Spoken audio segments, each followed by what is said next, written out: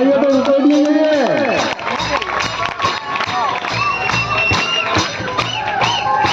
તાળી તો ચાલુ રાખજો, કારણ કે પછી અમે જમવા નહીં આપીએ. પછી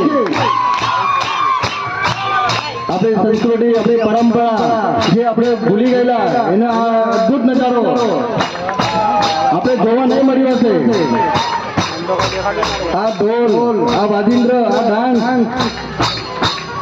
આપણી સંસ્કૃતિને યાદ કરીને, આપણે ધરતી માતાને, આપણે ધરતી આંબા આપણા બિરસા મુંડા ભગવાનને યાદ કરીને ત્યાં મોટી માતાની અસીમ કૃપાથી આપણે પ્રોગ્રામની શરૂઆત કરી.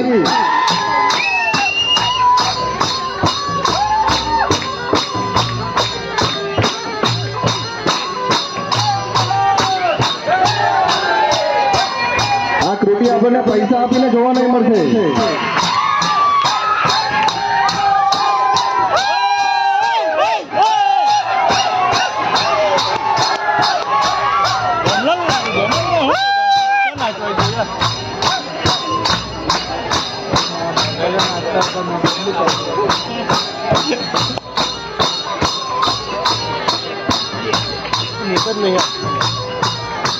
હા, આપણી સંસ્કૃતિની એક કલા છે ભાઈ. વિડીયો બનાવી રાખજો. આપણે સબૂત આપવાના છે ગવર્મેન્ટને કે અમે આદિવાસી છે.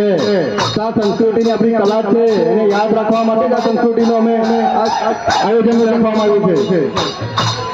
આદિવાસી આપણે પુરાવા રજૂ કરવાના છે, આ પુરાવામાં જ આવશે. આ એક પુરાવા રીતે આપણી જે દોરું ઢોલું કોઈ આપણો આદિવાસી કલાનો એક અદભુત નજારો છે. આ સૌ આપણા બાળકોને, વડીલોને સૌને ખબર હોવી જોઈએ.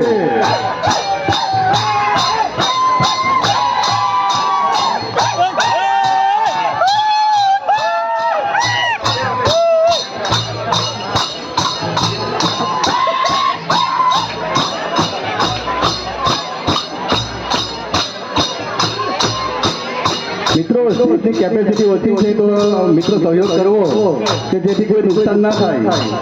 આપણે નીચે ડાન્સ કરો, વધારાના મિત્રો નીચે ડાન્સ કરી શકો છો. સ્ટેજ પર જે એમની કૃતિ વાળાને રજૂ કરવા દો. એમની કૃતિ કરવામાં કોઈ તકલીફ ના થવી જોઈએ.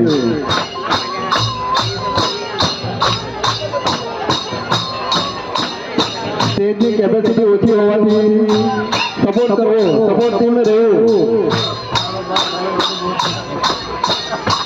તમે કૃતિ નીચે રજૂ કરી શકો છો. ઉપર ખાલી એમનો પ્રોગ્રામ થોડું ઢોલકાવાળા મિત્રોને કરવા દો.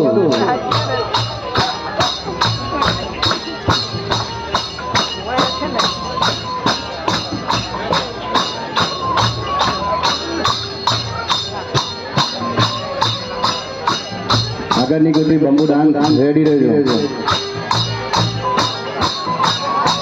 રોસવાડ બંબુ ડાન્સ.